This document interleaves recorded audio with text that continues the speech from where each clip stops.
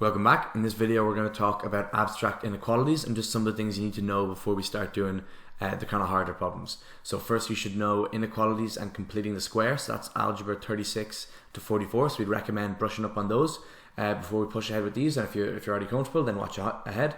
Otherwise we definitely recommend watching a few of these videos anyway. So they're on our algebra playlist. If you want to check out our channel, you can look at the algebra playlist and watch these videos. So a few things we need to know before we start inequalities besides these are that any number, any positive number is going to be greater than 0. Alright, that's basically what a positive number means, is that it's bigger than 0. The same thing, so it's going to be any except negative number. So any negative number is going to be less than 0. That's another thing. And then the last thing is, we'll say any number squared.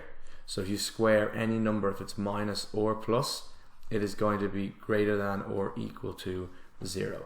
So those three rules are going to be king. We need to use those three rules all the time when we're dealing with abstract inequalities. So any positive number is greater than 0, any negative number is less than 0, and any number squared is greater than or equal to 0. They're rules that you can just take as true, and you basically use these if you want to prove any of your other abstract inequalities. So some other things we need to be comfortable with are, scroll down here. So we need to know how to, 1, complete the square, which I mentioned up ahead. So complete the square. So those are in our algebra videos. And then the second one is looking for perfect squares, which I don't think we've talked about before.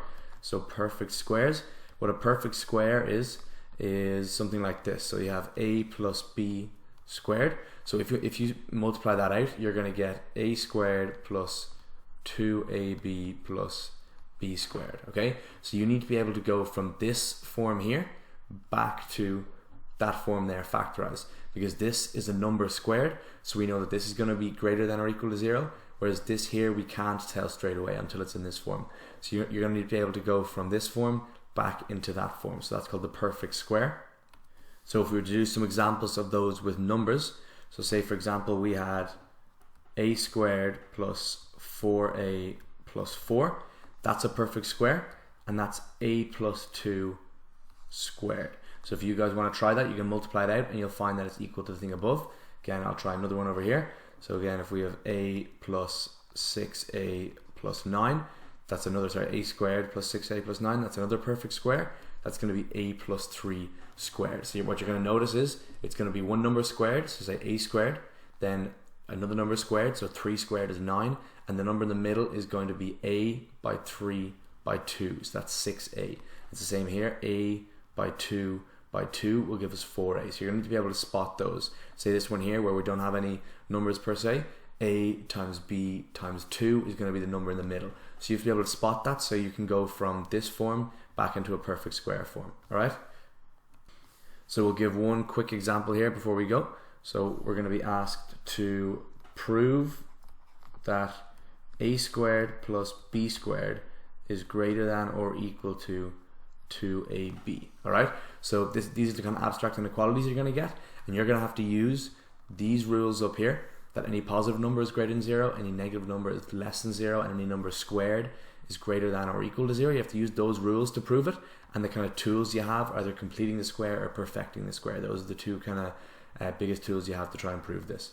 So what I'm going to do is I'm going to move everything over to one side.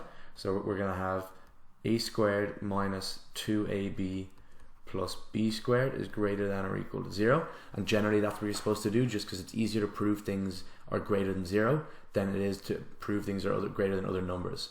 So now, hopefully you'll spot this is going to be a perfect square. So all these perfect squares we saw had pluses there, but you can also have a perfect square with a minus. So we're going to have a minus b squared is greater than or equal to 0.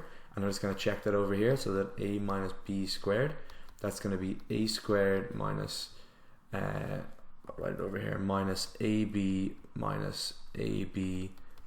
plus b squared, and that's going to mean a squared minus 2ab plus b squared. So if you want to check that out, it's going to be a by a is a squared, a by b will be minus ab, then you're going to have b by a minus ab, and b by b will be plus b squared. So you can multiply that out slower if you want to check it, but the more practice you get with noticing these perfect squares, the easier these questions will become. And then I'm just going to write true, because it's a positive number. So say a minus b squared is always going to be a positive number.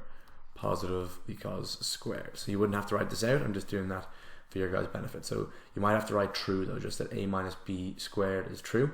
And if a minus b squared is true, that means all the steps you did here were true. That means the original thing is also true. So I'm just going to write that there. I'm going to write therefore a squared plus b squared is greater than or equal to 2ab. And that's our first question proved. All right, so that's the kind of basics of abstract inequalities. Once you have those tools, you can do any kind of question you want. So in the next video we will do some more examples just so you're more comfortable with these abstract inequalities. So we'll see you then.